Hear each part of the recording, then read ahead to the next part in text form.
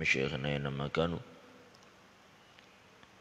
ثم خصوصا لا روح مؤلف هذا الكتاب أن الله يتغشهم بالرحمة المغفرة ويدعى علينا من بركاتهم وأسرارهم من وارهم علومهم ونفحاتهم في الدين الدنيا والآخرة أن الله سبحانه وتعالى يرزقنا إياكم اتباع الصالحين ويرزقنا محبتهم ويتوفانا على ملتهم وشر نفس مرادهم من غير سابقة عذاب ولا حساب. على هذه النية وعلى كل ما نوى به السلف الصالح وإلى حضرة النبي صلى الله عليه وسلم. الفاتحة. أعوذ بالله من الشيطان الرجيم. بسم الله الرحمن الرحيم. الحمد لله رب العالمين الرحمن الرحيم مالك يوم الدين إياك نعبد وإياك نستعين اهدنا الصراط المستقيم صراط الذين أنعمت عليهم غير المغضوب عليهم ولا الضالين آمين. بسم الله الرحمن الرحيم. الحمد لله رب العالمين والصلاة والسلام على أشرف الأنبياء والمرسلين سيدنا وحبيبنا وشفيعنا ومولانا محمد وعلى آله وصحبه أجمعين. قالوا سبحانك لا علم لنا إلا ما علمتنا إنك أنت العليم الحكيم ولا حول ولا قوة إلا بالله العلي العظيم. رب اشرح لي صدري ويسر لي أمري واحلل عقدة من لساني يفقه قولي. وقال المؤلف رحمه الله تعالى ونفعنا به وبعلومه في الدارين آمين. Alhamdulillah, segala puji hanya milik Allah yang telah mengumpulkan kita bersama-sama di majelis ini, di masjid ini dalam keadaan sehat walafiat. Salawat dan salam kita haturkan kepada junjungan kita Nabi besar Muhammad sallallahu alaihi wasallam, kepada keluarga beliau, sahabat serta orang-orang yang rela meneruskan perjuangan beliau hingga hari kiamat.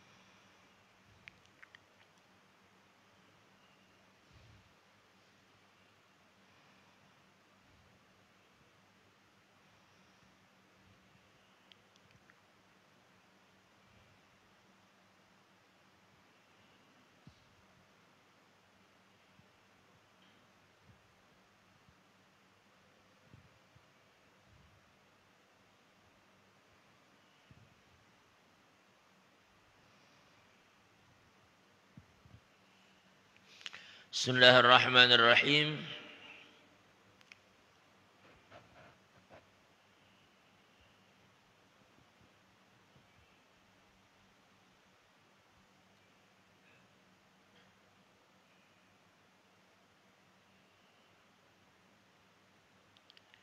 وبه قال حدثنا أبو بكر بن أبي شيبة قال حدثنا إسماعيل بن علية بسنده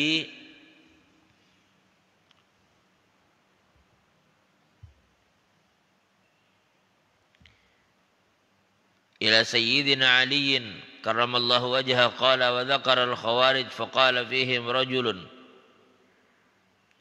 مخدج اليد ومودون اليد أو مسدون اليد ولولا أن تبطروا لحدثتكم بما وعد الله الذين يقتلونهم على لسان سيدنا محمد صلى الله عليه وسلم فقلت أنت سمعته من محمد صلى الله عليه وسلم قال إي ورب الكعبة 3 مرات. Diriwayatkan daripada abidah dari Sayyidina Ali karramallahu wajhah bahwa suatu hari Sayyidina Ali pernah menyebutkan tentang ciri-ciri kelompok Khawarij.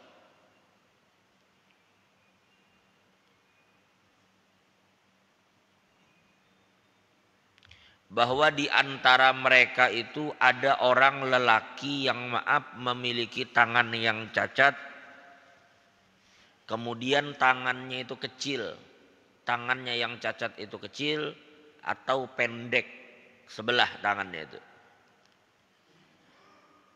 Nah, Sina menyebutkan ciri-ciri tentang salah seorang Khawarij. Lalu ujar Sayyidina Ali, kalau bukan karena aku takut kalian akan menyalahgunakan informasi yang aku berikan ini, aku akan jelaskan kepada kalian tentang keutamaan yang Allah janjikan bagi orang yang membunuh mereka melalui lisan Nabi Muhammad. Hanya memang zaman itu adalah zaman fitnah. Sampai mereka bertanya kepada Sayyidina Ali, benarkah pian mendengar itu dari Nabi? Sayyidina Ali, ya. Nah, Nabi yang memberikan kabar. Itu zaman fitnah terjadi ketika, karena Sayyidina Ali pun nanti akan terbunuh di tangan kelompok Khawarij. Oleh Abdurrahman bin Muljam. Kalau Sayyidina Umar itu yang membunuh orang Majusi. Artinya yang membunuh Sayyidina Umar ini jelas orang di luar Islam. Tapi Sayyidina Ali terbunuh di tangan Abdurrahman bin Muljam. Konon dikatakan Abdurrahman bin Muljam ini bukan orang yang tidak mengerti agama. Bahkan ada riwayat katakan dia hafal Al-Quran. Tapi nanti kita akan bicarakan ini. Kelompok Khawarij ini, nanti saya mau ceritakan tentang Khawarij. Coba perhatikan. Di dalam riwayat yang lain, qala haddatsana Abu Bakar bin Abi Syaibah bisanadihi ila Sayyidina Abdullah bin Mas'ud qala qala Rasulullah sallallahu alaihi wasallam yakhruju fi akhir zaman qaumun ahdathul asnan sufaul ahlam yaquluna min khairi qaulin nas yaqra'una al-Qur'an la yujawizu taraqiyahum yamruquna minal islami kama yamruqu sahmu minar ramiyah faman laqiyahum falyaqtulhum fa inna qatlahum ajrun 'indallahi liman qatalahum. Ujar Nabi, akan tiba nanti pada akhir zaman, akan tiba masanya, sampai atau kada wallahu alam, kan Nabi lihat, akan tiba suatu masa di mana akan muncul, akan datang sekelompok kaum yang mereka itu masih muda, artinya orang baru.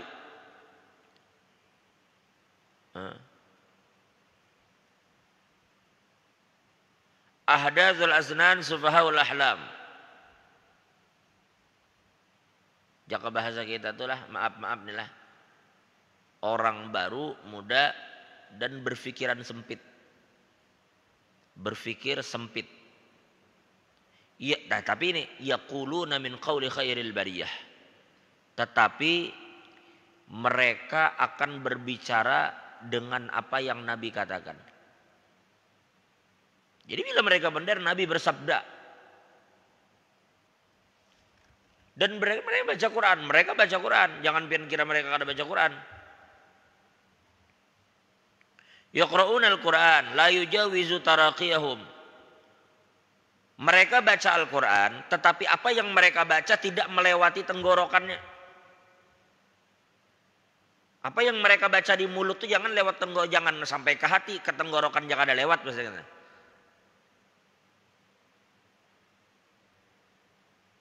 Nah, ini yang bahaya. Sampai Nabi katakan yamruquna minal Islam. Mereka pada hakikatnya telah melesat keluar dari Islam seperti melesatnya busur dari anak panah dari busur. Tanpa mereka sadari bagaimana anak panah melesat dari satu busur, maka begitulah mereka keluar dari Islam, menjauh dari ajaran Islam yang sebenarnya gitu. Lalu dikatakan faman laqiyahum falyaqtulhum, barang siapa yang bertemu dengan kelompok ini maka perangilah mereka. Fa inna qatlahum ajrun 'indallahi liman qatalahum, karena sesungguhnya memerangi mereka itu adalah pahala di sisi Allah. Ini agak panjang sedikit kita bicara tentang Khawarij lah, supaya jangan sampai salah paham.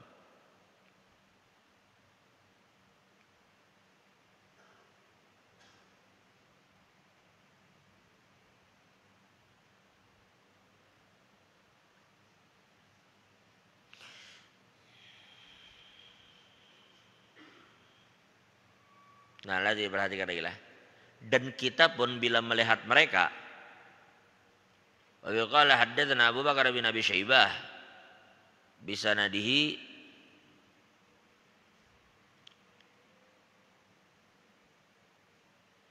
ila Abi Salamah qala qultu li Abi Sa'id Al-Khudri hal sami'ta Rasulullah sallallahu alaihi wasallam yadhkuru fil haruriyah. Ujar Abi Salamah kepada sahabat Nabi Abu Sa'id Al-Khudri, apakah kamu pernah mendengar cerita tentang haruriyah? Ujarnya, na'am, ya aku pernah mendengar. Bagaimana? Lalu dikatakan, sami'tuhu yadhkuru qauman yata'abbaduna yahqiru ahadukum salatahu ma'a salatihim wa shawmahu ma'a shawmihim. Tetapi yamruquna minad din kama yamruqus sahmu minar ramiyah. Jadi nanti, nah ini yang sambungan dari yang tadi.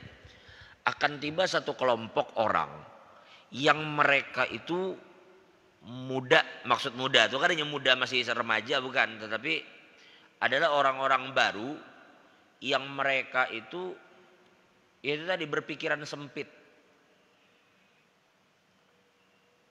Kalau kita bicara tentang ibadat,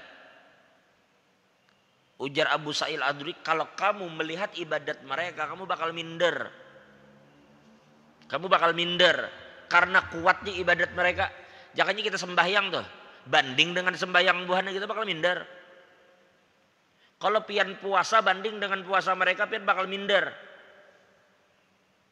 Bakal minder. Karena dikatakan mereka pun bila bicara yaquluna bi khairi qaulil bariyah. Mereka bicara menggunakan ayat Al-Qur'an, menggunakan hadis.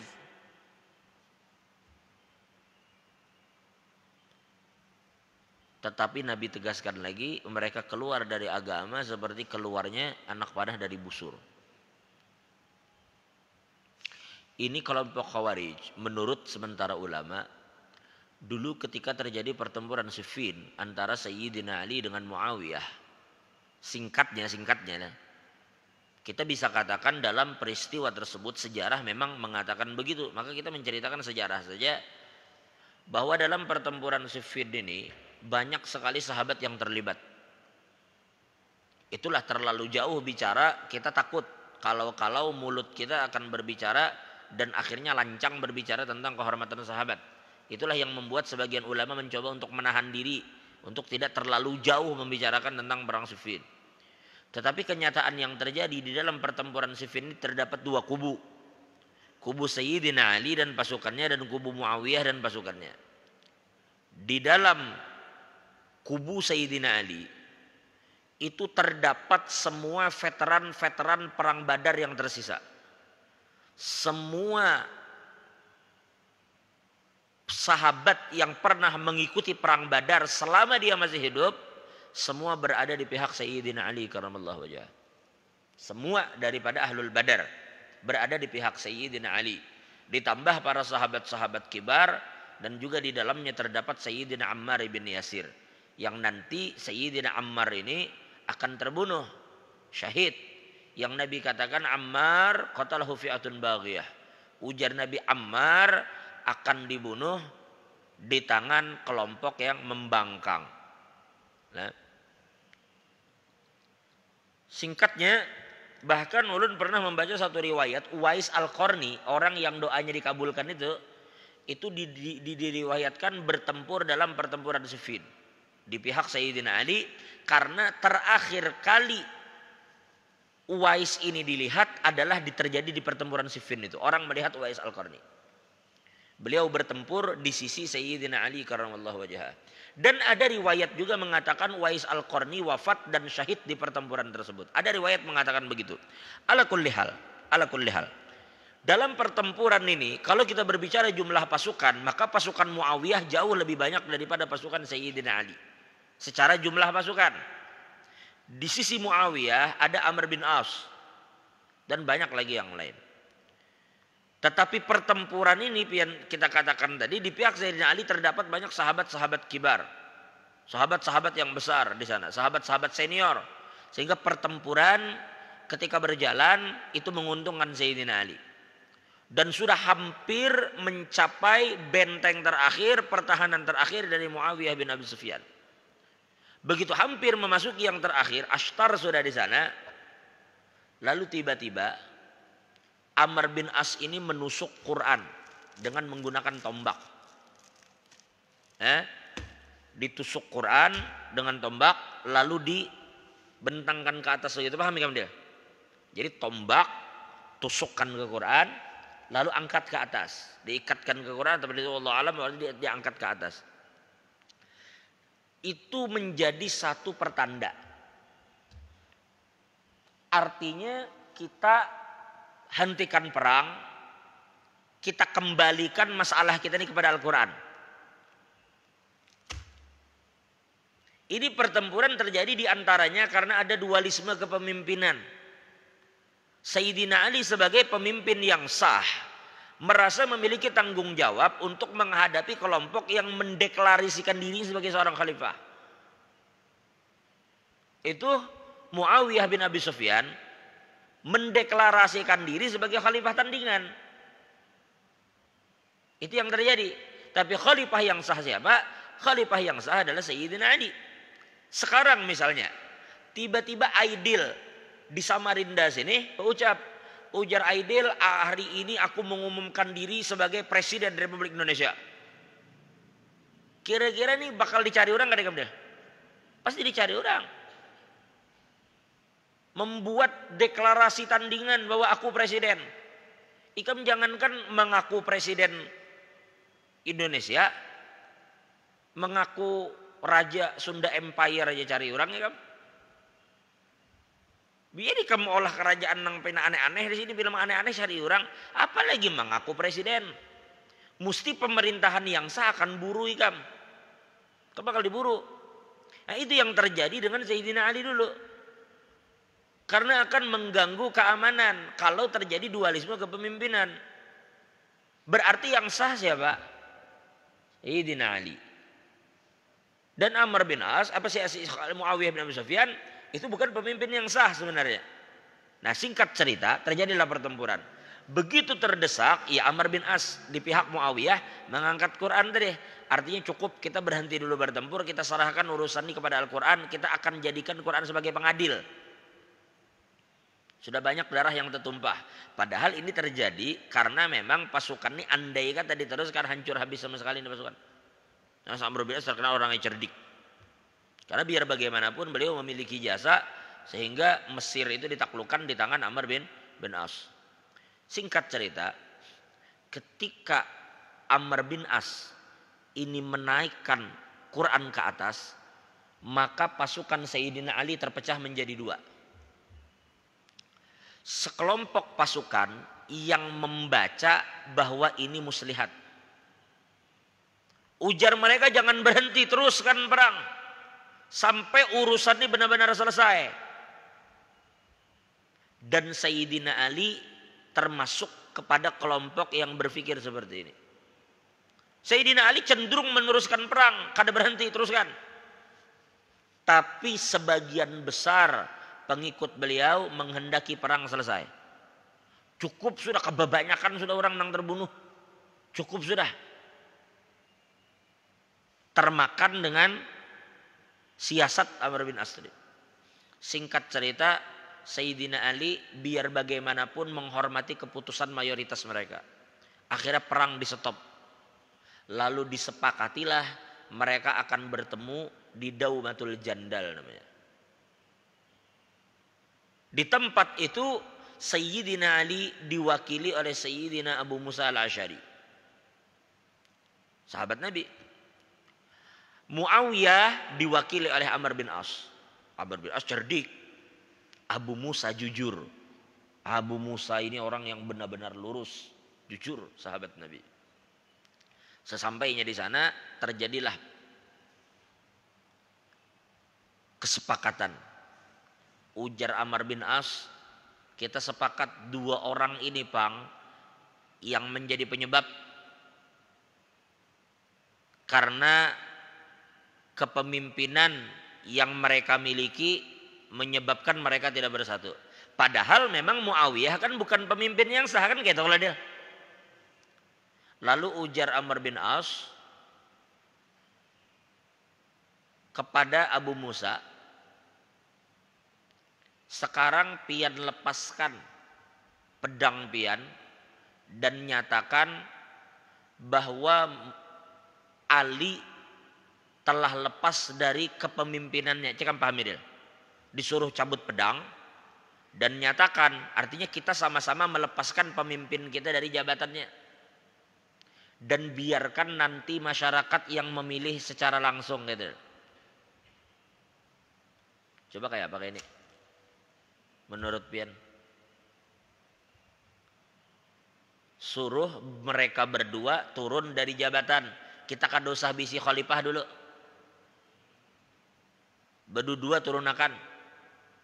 Begitu sudah turun berdua, kita kada bisi khalifah, baru suruh masyarakat milih. Ini kan lucu.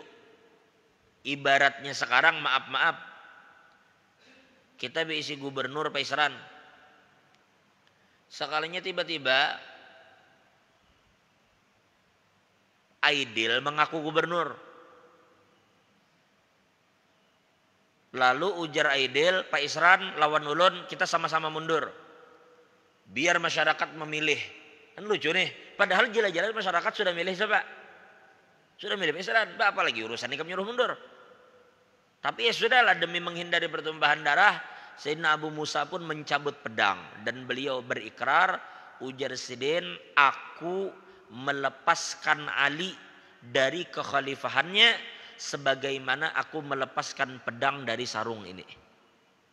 Jadi ini pedang keluar dari sarungnya terpisah, maka aku keluarkan juga Ali dari kepemimpinannya. Ali sekarang terpisah dari kepemimpinan yang dia miliki. Artinya sekarang Sayyidina Ali bukan lagi khalifah. Jaka ibarat itu dimakzulkan kawannya. Mestinya berdua dimakzulkan supaya masyarakat kana milih. Nah, selesai Abu Musa, lalu Amr bin As pulang maju.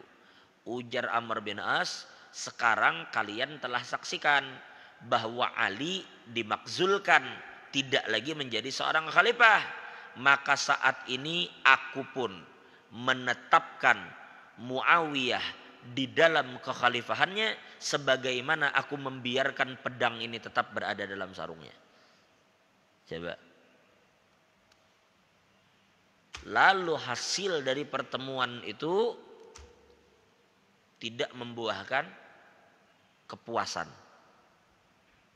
Satu pihak aja yang puas. Inilah kenapa ulun pernah membaca satu riwayat Sayyidina Abdullah bin Abbas itu sampai Sayyidina Abdullah bin Umar pun mengetahui hasil di Daumatul Jandal itu, beliau mengambil batu dan menghampas ke tanah. Saking kesalnya dengan peristiwa itu. Sampai Abdullah bin Abbas itu, ya bahasa kita mengeluh beliau. Ibarat bahasa kita tuh, kenapa sampai Abu Musa yang berhadapan dengan Amr bin As. Maksud Sayyidina Abdullah bin Abbas itu mestinya aku yang berurusan Amr bin As itu. Mestinya Amr bin As itu aku musuhnya. Harusnya berhadapan dengan aku bukan dengan Abu Musa. Abu Musa terlalu lurus. Terlalu jujur. Mestinya urusannya dengan aku ya Abdullah bin Abbas itu. Lah singkat cerita, lalu Sayyidina Ali mempersiapkan lagi pasukan untuk menggempur pasukan Muawiyah. Ini menunjukkan Sayyidina Ali tidak menerima keputusan itu. Karena memang muslihat di situ kan.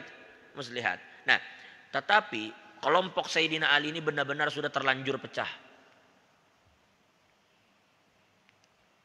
Jadi kelompok Sayyidina Ali terbagi dua kalau tadi dia. Ada kelompok yang mendukung beliau untuk meneruskan perang kelak. Ada juga kelompok yang memang menghendaki stop. Nah, kelompok yang tadinya ingin terus berperang ini kecewa. Sangkal. Tuh lihat jar apa hasilnya? Bahasa kita meniwas. Tuh apa hasilnya tuh? Kalau sudah begini kada bakalan lagi dah. Nyata-nyata kemenangan sudah di hadapan mata bahasanya gitu nah. Kenapa jadi di stop? Nih hasilnya adalah hasilnya kada ada. Baru sekarang lagi hendak mengumpulkan pasukan lagi. Memulai lagi perang dari baru. Kada bakal ujar mereka kecewa. Nah, kelompok yang kecewa dan memisahkan diri dari Sayyidina Ali inilah cikal bakal Khawarij. Ini cikal bakalnya. Kelompok inilah yang kelak bertanggung jawab terhadap pencobaan pembunuhan terhadap Muawiyah Ammar bin As dan berhasil membunuh Sayyidina Ali. Lalu dari kelompok ini dibuat satu tim khusus. Ujar mereka, kita orang Islam, ini kan mereka berpikir sendiri. Kalau dilihat dari niat bagus, mereka ingin menyatukan kaum muslimin, tapi keputusan yang mereka ambil salah. Mereka simpel aja berpikir, ini gara-garanya yang bertiga tuh jar Ali, Muawiyah, Ammar bin As. Mati ketiganya, selesai urusan.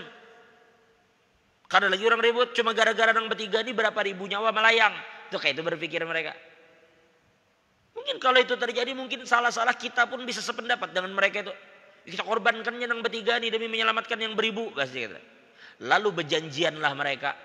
Menunggu Ammar bin As, menunggu Muawiyah, menunggu Sayyidina Ali ketika sholat subuh. Ternyata di antara mereka Sayyidina Ali yang keluar ke masjid. Dan kemudian Sayyidina Ali berhasil ditikam ketika di masjid. Sedangkan Muawiyah Allah alam waktu itu apakah dalam keadaan sakit atau apa. Walhasil mereka berdua tidak keluar. Maka selamat dari pembunuhan. Sedangkan Sayyidina Ali tertikam dalam peristiwa itu. Nah ini kelompok itu. Ini asal muasalnya dia. Begitu juga dengan Syiah. Syiah itu Asya wa Ali. Para pengikut yang menolong Sayyidina Ali. Nah, dulu secara istilah, dulu bila dikatakan Syiah itu Ali, penolong Ali adalah pasukan yang bergabung dalam pertempuran itu. Yang memihak Sayyidina Ali. Tapi murni dalam masalah itu. Di dalam pertempuran mereka memihak Sayyidina Ali. Hanya dalam masalah itu.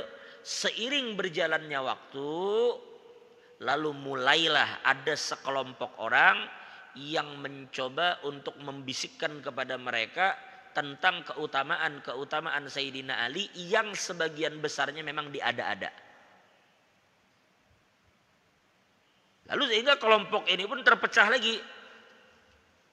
Kita tidak bisa juga hukumi seluruh Syiah. Syiah ini banyak pecahannya. Dan banyak di antara orang-orang Syiah ini yang hidup berdampingan dengan Ahlussunnah wal Jamaah, di antaranya adalah Syiah Zaidiyah. Syiah Zaidiyah ini adalah salah satu sekte Syiah yang mayoritas mereka berada di Son'a, di Yaman Utara. Mereka tidak mengkafirkan sahabat. Mereka tidak mengatakan Jibril salah turunkan wahyu. Cuma mereka berpandangan paling afdol sahabat mereka katakan Ali. Dan Ali yang paling berhak sebenarnya menjadi khalifah menurut mereka. Berarti ini dalam masalah pandangan politik. Bukan dalam masalah kehormatan sahabat. Mereka tetap menjaga kehormatan. Ini Syiah Zaidiyah. Makanya kitab-kitab mereka di wadah kita, bahkan di Martapura pun di sebagian tempat masih dibaca. Di antaranya kitab tulisan Al-Imam As-San'ani. Al-Imam As-San'ani ini Syiah Zaidiyah. Kitab yang terkenal beliau tulis adalah kitab namanya Subulus Salam. Yaitu syarah daripada kitab Bulughul Maram. Di antaranya kitab Nailul Autar yang ditulis oleh Imam Musyaukani. Itu kitab yang dibaca.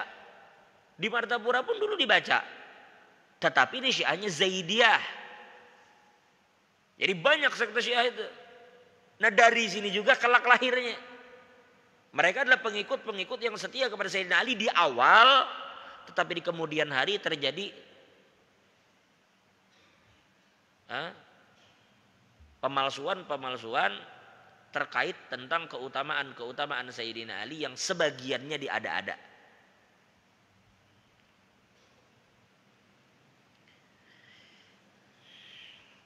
Ya kita memang terkadang mesti adil ketika membicarakan tentang firqah-firqah tersebut.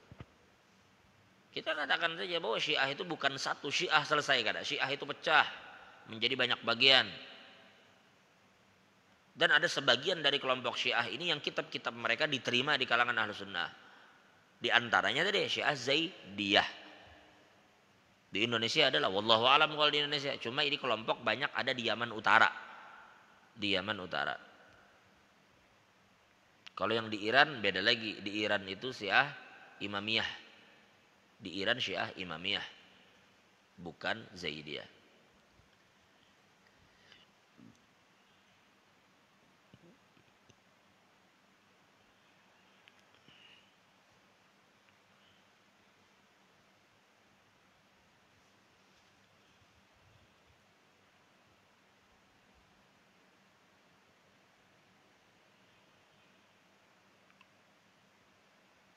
itu asal mula lah pecahnya kelompok tadi.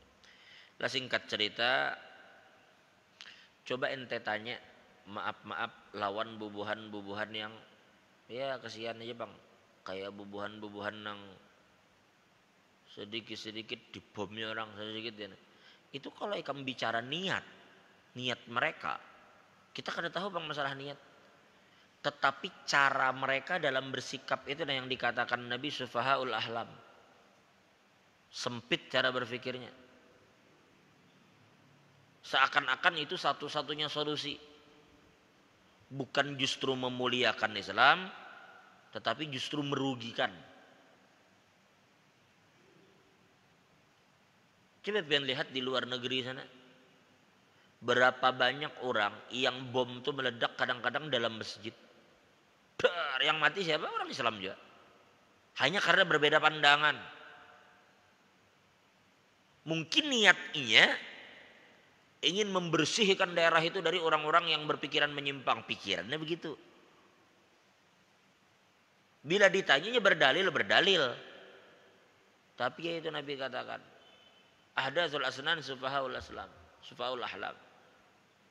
Mereka ya bahasanya memang orang bahasanya itulah kalau muda semangat tinggi kan. Semangat terlalu tinggi. Tetapi tidak disertai dengan pemikiran yang matang. Sehingga gegabah dalam bersikap.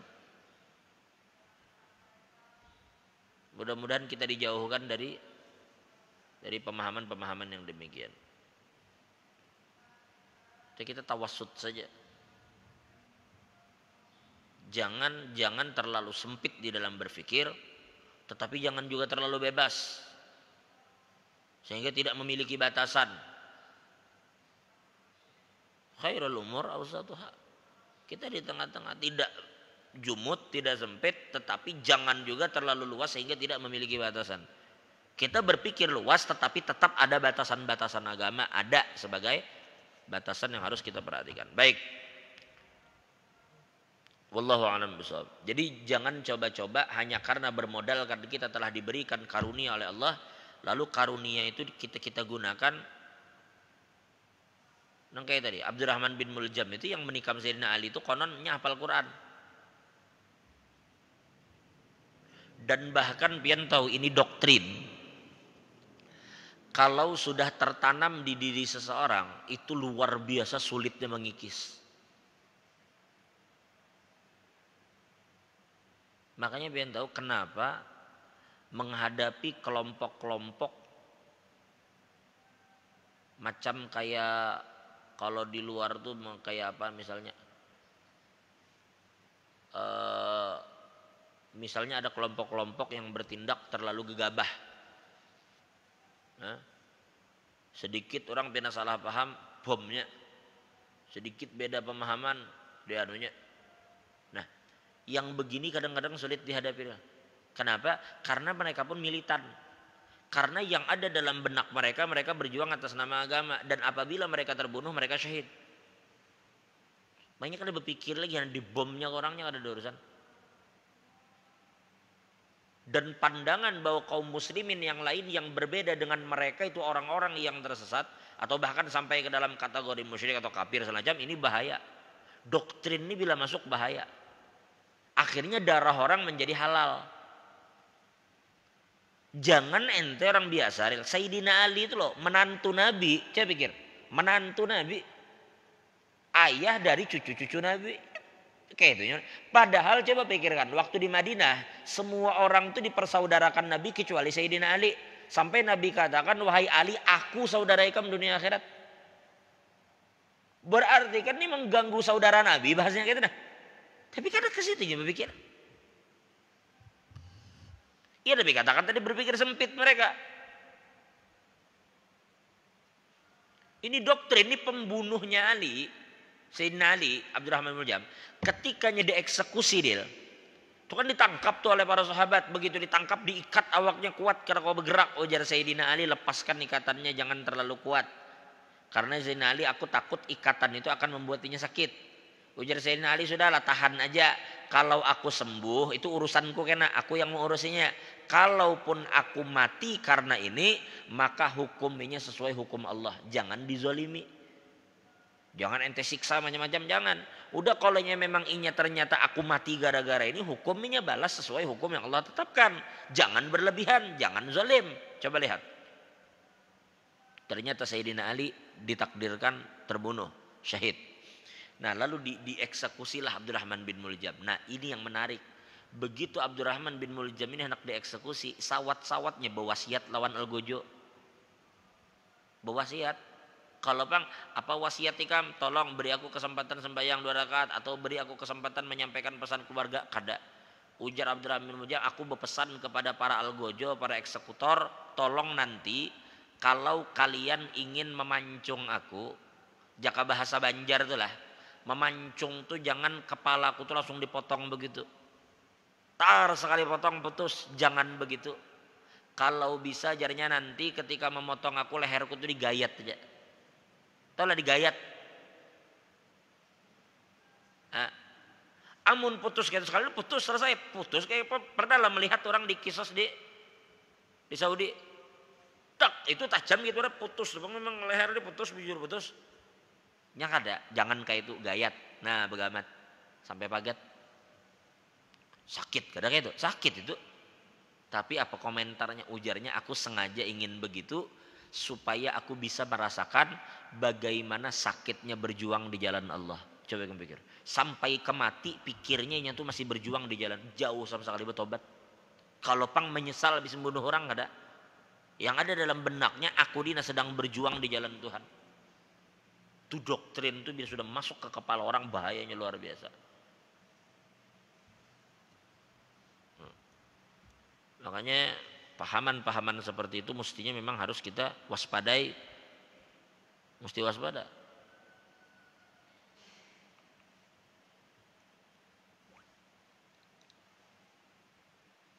Kesimpulannya kita pun bila harus berdoa terutama kepada sesama kaum muslimin, jangan sekali-sekali mendoakan yang buruk. Jangan mendoakan keburukan, doakan kebaikan kepada kaum muslimin.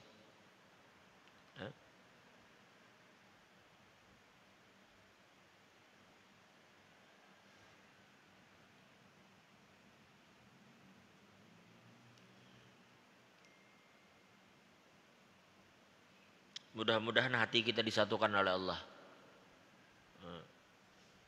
Dan mudah-mudahan kita semua yang hadir diampuni dosa kita. Insyaallah kita akan lanjutkan di minggu akan datang.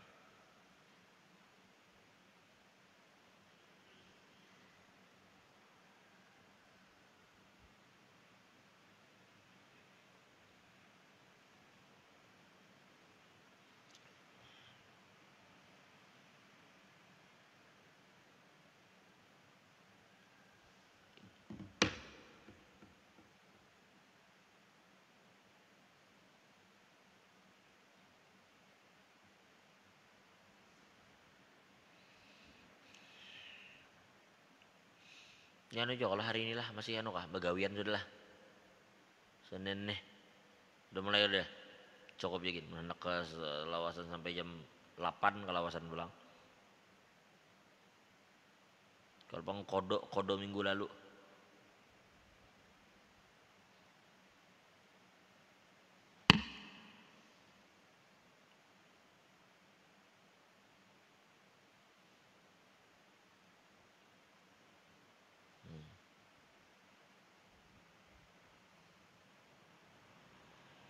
Insyaallah kita akan lanjutkan minggu akan datang terkait masalah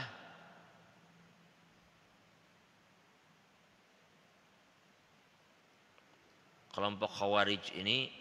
Jadi sekali lagi lah, nanti akan dikatakan bahwa Khawarij ini kilabun nar. Mereka ini maaf lah bahasanya dikatakan dalam hadis ujar Nabi anjing-anjing neraka. Anjing-anjing neraka.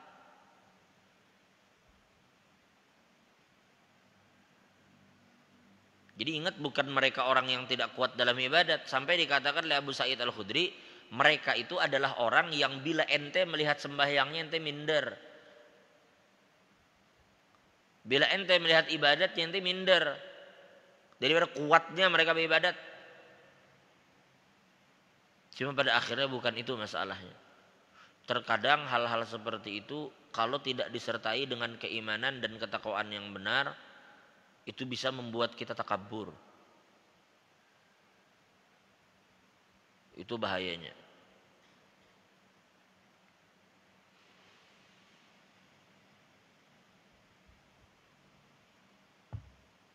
Bisa membuat takabur. Dulu di zaman Bani Israel ada namanya Bal'am ibn Ba'ura.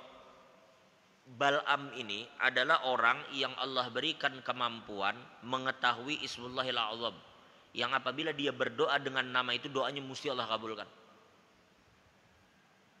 Bal'am nih, dia hidup di zaman Nabi Musa dan sebenarnya termasuk pengikut Nabi Musa.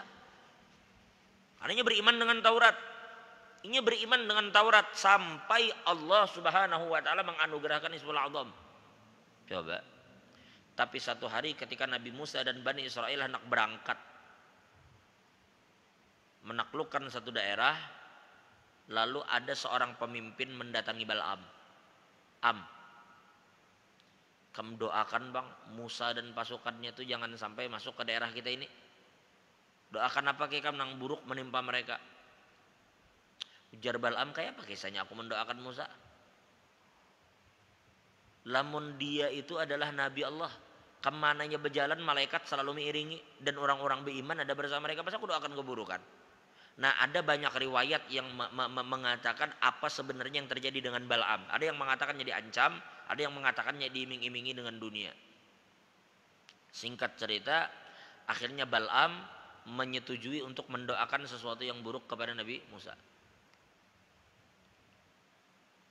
Akhirnya naiklah dia ke sebukit, sehingga pasukan Nabi Musa itu dari jauh ini sudah terlihat di atas bukit yang tinggi, yang melihat sekelompok Nabi Musa itu yang akan menuju ke kampungnya.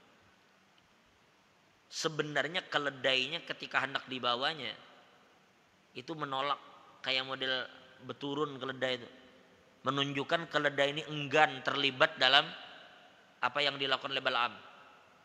Tapi Bal'am pukul keledainya tadi sampai keledai itu bangun. Habis itu berjalan sebentar, turun lagi sampai 3 kali, dipukul. Akhirnya oleh Allah dibiarkan sekalian sampailah naik ke bukit.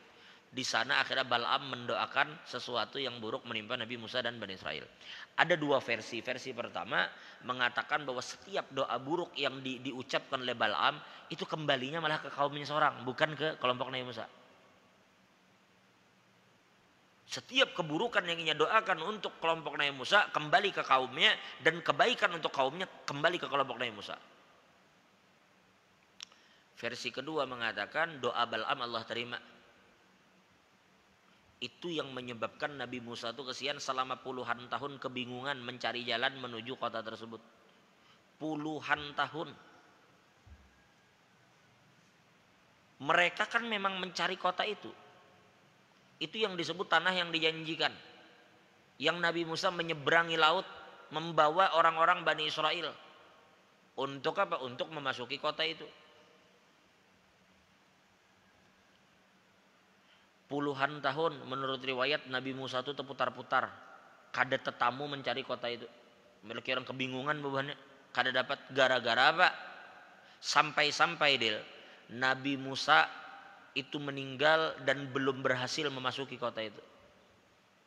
Nah, konon yang akan memasuki kota itu adalah Yusha bin Nun, yang akan bertempur memasuki. Nah, ternyata ketika Nabi Musa bertanya kepada Allah, kok bisa kami ini Allah terputar-putar puluhan tahun kok kada dapat mencari kota itu? Ternyata diberitahu kepada Nabi Musa, wahai Musa, apa yang terjadi padamu ini adalah karena doanya Bal'am bin Ba'ura.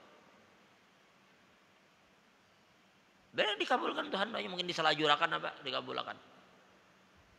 Lalu Nabi Musa tahu, oh gawian Bal'am. Maka ujar Nabi Musa, ya Allah, kalau pian matikan ulun, maka sebelum ulun mati, sebagaimana pian telah mengabulkan doanya untuk kami, maka sekarang kabulkan doa kami untuknya. Lalu Nabi Musa pun berdoa, ya Allah, cabut semua karunia yang telah pian berikan kepada, termasuk imannya cabut sebelum dia mati. Semua yang pian berikan ke dia cabut, termasuk imannya sebelum dia mati. Itu yang menyebabkan Bal'am bin Ba'urah itu mati dalam keadaan beriman. Nah, jadi kadang main-main ahli hikmah dia. Jaka bahasa kita orang yang sangat alim Bal'am ini. Dan tahu ismul a'zam coba. Bilanya berdoa kabul, cuma salahnya menggunakan doanya itu. Nabi Musa dia anunya. Mereka mentes menurut satu riwayat ya kabul juga memang. Kabul memang. Tapi ya lihat apa nanginya tanam tuh yang nyetuai. Kada main-main yang didoakan begitu Nabi bilang kada zalim itu kepada Nabi. Nah kezalimannya dibalas. Kezalimannya itu terbalas lunas. Tapi kapan? Di akhir umurnya. Nabi Musa minta kepada Allah Ta'ala semua karunia yang Allah beri dicabut termasuk imannya. Itu bahaya. Tapi Nabi Musa maka kesian selama bertahun-tahun nah. Terputar-putar. Gara-gara Bal'am. Nah hal-hal yang demikian ini menjadi pelajaran. Memang Allah menyuruh untuk Nabi kita menceritakan. Hal-hal seperti itu menjadi pelajaran bagi kita. Nah, jangan sampai apa yang kita miliki itu kita salah gunakan. Untuk perkara-perkara yang mungkin akan mendatangkan kemurkaan Allah. Mudahan Allah senantiasa merahmati dan meridai kita. Wallahu a'lam bishawab. Al-Fatihah. Alhamdulillahirabbil alamin. Arrahmanir rahim. Maliki yaumiddin. Iyyaka na'budu wa nasta'in. Ihdinas siratal mustaqim. Siratal ladzina an'amta 'alaihim ghairil maghdubi 'alaihim waladdallin. Amin. Alhamdulillah Rabbil Alamin. Assalatu wassalamu ala ashrafil mursalin Sayyidina wa nashafina wa maulana Muhammadin wa ala alihi wa sahbihi ajma'in. Allahumma astur uyubana wa uyuba ma'alimina wa altadha barakati ulumin. Allahumma ja'al jama'ana jam'an marhuma wa tafarruqan ba'durkan wa tajal fina wa lamina wa lam anashikin wa lam mahruma. Rabbana atina fid dunya hasanah wa fil akhirati hasanah wa qina adzabannar. Sallallahu alaihi wa sallam Muhammad wa ala alihi. Alhamdulillah Rabbil Alamin. Taqabbalallahu minkum.